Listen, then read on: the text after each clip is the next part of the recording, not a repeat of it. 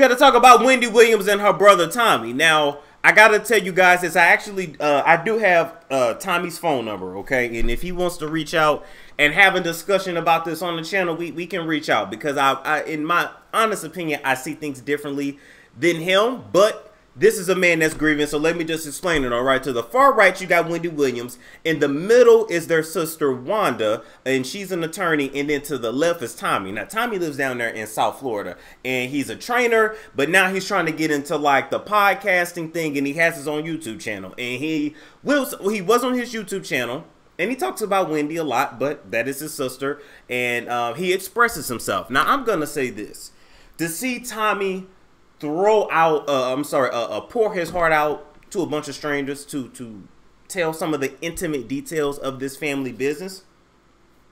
Once again, number one, that's part of Wendy's karma. You talk about people your whole career, people are eventually going to talk about you. And it's usually the ones closest to you that know your shit. Because can't nobody talk about you like the people that know you. People in the streets, when they talk about you, that's speculation. But believe me, when somebody's family members spill their tea, that's very hurtful. Believe that. I'm telling you. That. I mean, it's keeping me in business, so I can tell you. So he took to his YouTube channel to actually talk about the fact that Wendy did not come to her mother's funeral.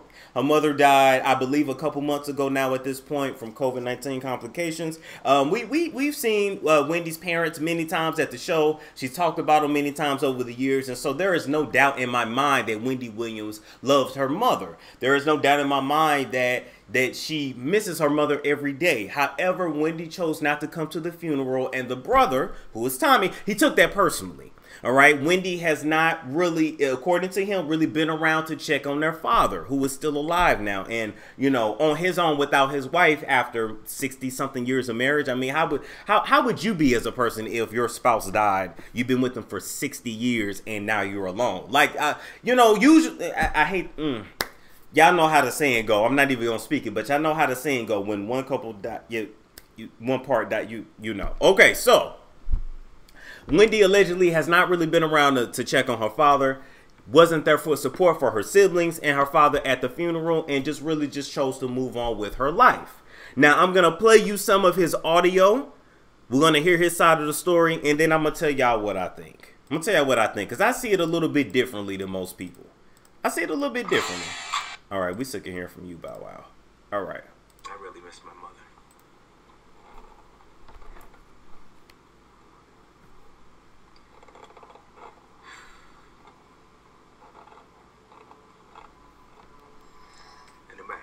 I try, like, you know, to try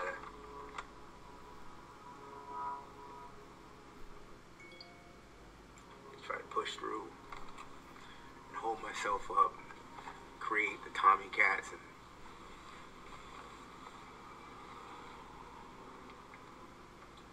be happy for my wife and my family, my dad especially. It makes it rough. It's rough. And I'm not getting answers that I need to have, you know. This audio is so damn low. And I'm not getting answers that I need to have, you know. All right, so you hear that for the most part. I'll reiterate that. Basically, Tommy was in his car.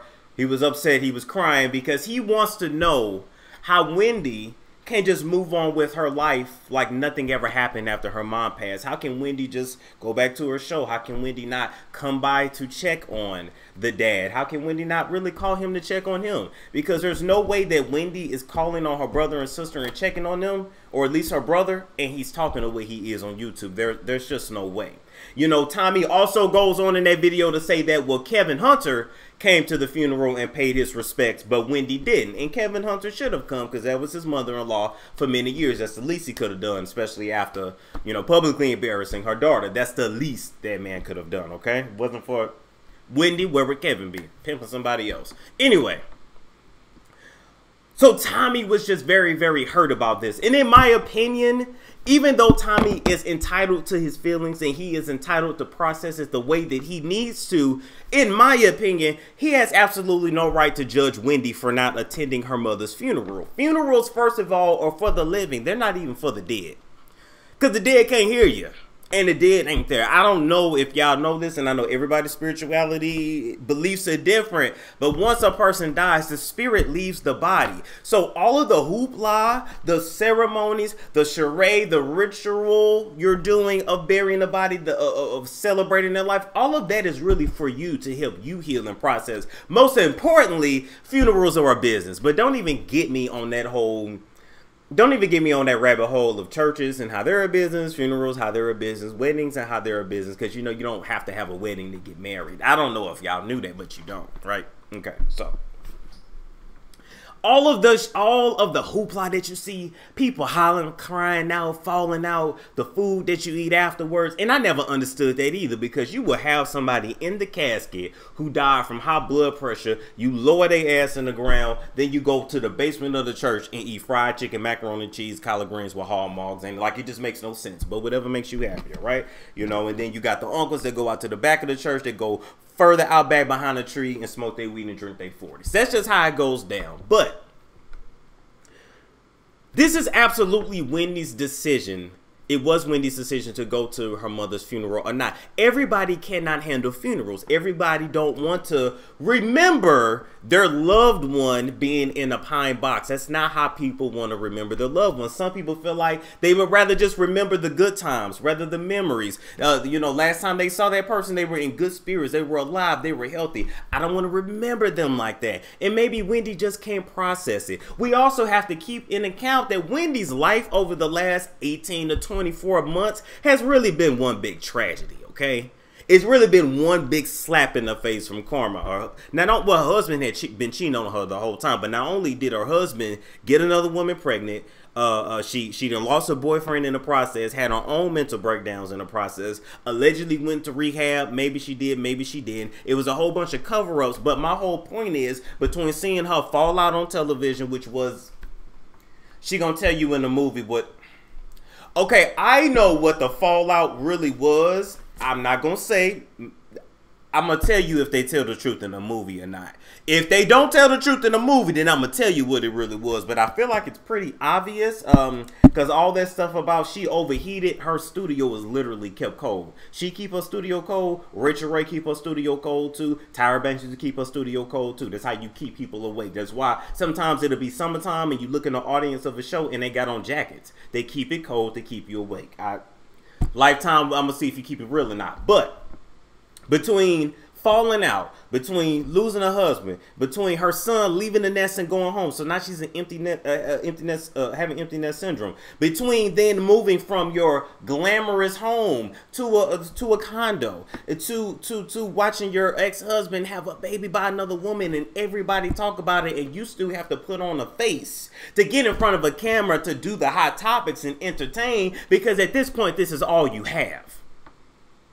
I've been saying for the last year and a half, I don't know why Wendy has not just went somewhere, sat her ass down, and just really got herself together. But you know why? Because if you sit down and you alone, you are alone with your thoughts. And a lot of people can't look in the mirror, and a lot of people can't deal with the voice that's in their head. You can talk shit, you can put on a brave face, you can run from people, but you can't run from yourself. Which is why some people take their own lives and they just be up out of here, because they just get, like, if you really are able to empathize and listen to people, especially ones that deal with depression, deal with a lot of guilt, they will tell you, I just can't take it anymore. I can't take the voices. I can't take this. I can't take that. It is a lot. The woman has literally been through a lot the last year and a half. She's dealt with deaths of relationships, deaths of her own, really on her own. But her brother's upset because she didn't come to the funeral. And in my humble opinion, it's not his place to tell his sister how she should grieve, because everybody grieves differently. Now, his argument is that their father needed her and he needed her. But you know what? At the end of the day, Tommy, you still have a wife to hold you up. Your father at least had 2 of his children there and grandchildren, and who else to help him? Wendy has nobody. Their little boyfriend, yeah, Wendy has nobody. Why you think she was using DJ Booth the way that she was? When we gonna talk about this? And I'm still not gonna tell y'all everything that she was doing and how I feel she's lost it at this point, allegedly. But that's neither here nor there. But having DJ Booth run errands for her all the time, come around to the house all of the time, yes, a lot of it was for show. Yes, a lot of it was to make the public believe that she's really living an active life outside of the show, when in reality, she's not. When in reality, she's usually at home by herself with Lifetime, with the blinds shut, just like she was for the majority of her marriage. Did y'all ever really listen to that over the years with Wendy? When she would talk about what she did for the weekend, and she wouldn't say her and Kevin went here, because Kevin was with Sharina.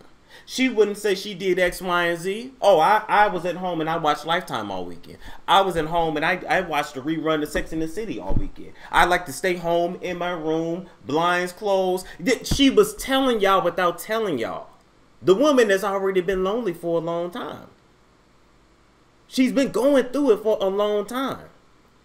Do y'all really even think, and I can't say for sure what this woman does, but do y'all really even think after losing a husband, watching him have a baby on you, your son growing up and going away to college, losing your mother, having all the blogs and everybody talking about you, all that shit hitting you at once, do you even think this woman is coming to work every day without being heavily medicated?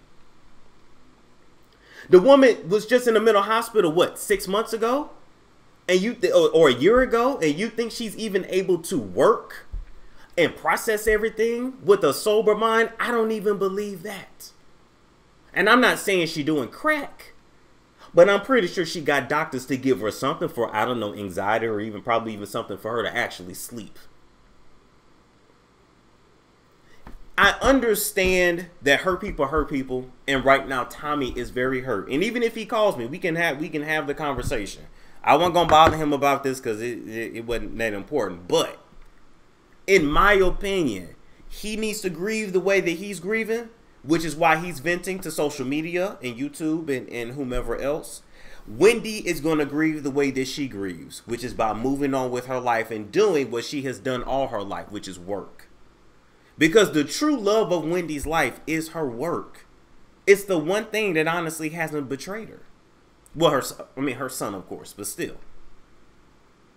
That's all Wendy has. Why y'all think Wendy ain't left yet? Why y'all think Wendy ain't went and sat down yet? Wendy have trouble walking. Did y'all see her on The Masked Singer? They had to carry her. You see her when she's in that chair. It's not the same Wendy. She have trouble remembering the hot topics. Norman has to step in a lot. We watching the Norman show most of the time.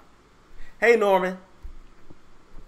Why that show's still on, Norman, you use one of them bonus checks and you go get them teeth bleached. That's what you do, Norman. I'm sick of looking at them yellow ass teeth.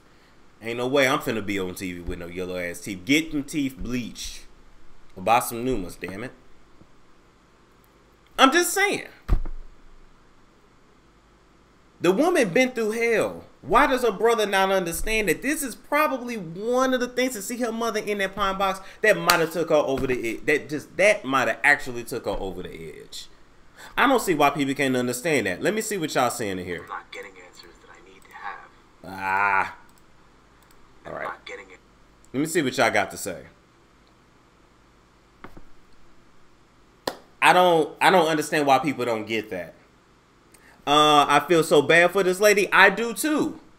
I wouldn't wish this. I wouldn't wish that kind of pain on nobody at all. And especially for her to get hit with everything at once. But to be honest, and I got to keep it real, because Storm do the same. Storm, not the same thing she do, but close. She opened up. If there was no Wendy Williams to take all the hits and the death threats and the lawsuits that she did, there'd be no me here today to even do this on this platform. So you got to give her respect.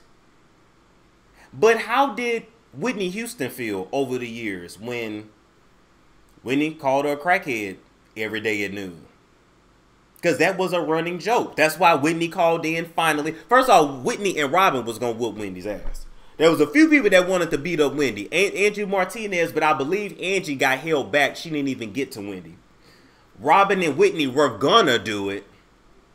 But they ended up changing their mind. They got sidetracked. I don't know what they got sidetracked with, but they did. Okay.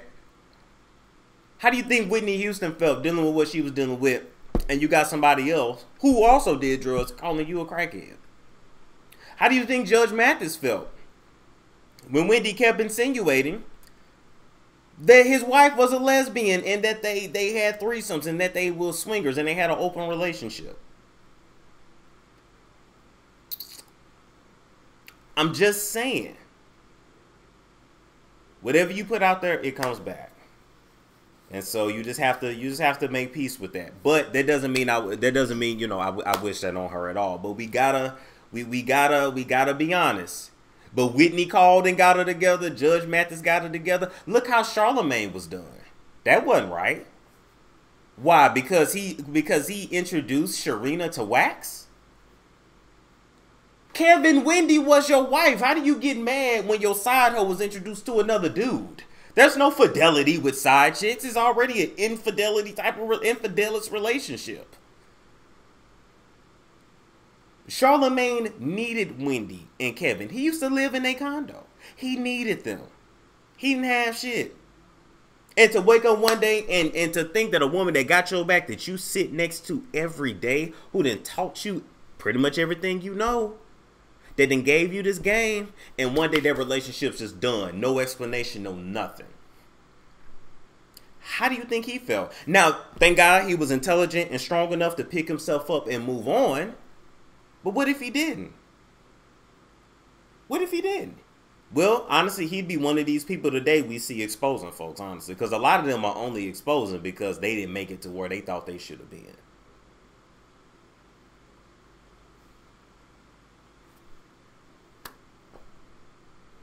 Comes back. All right, people. Yamaya's Gift is a brand that specializes in medicinal herbs and all natural supplements to help alleviate a lot of conditions that Americans suffer from, okay?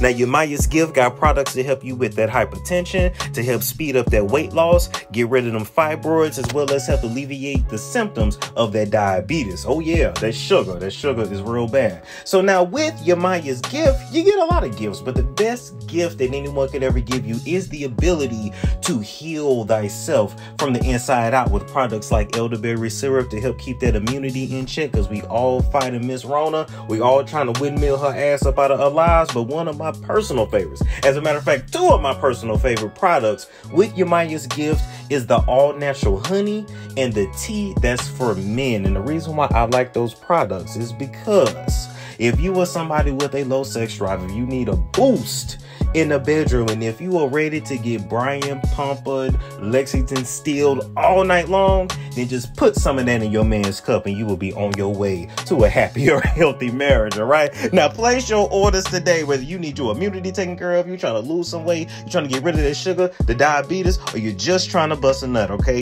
Order her shit at www.yamayasgift.com.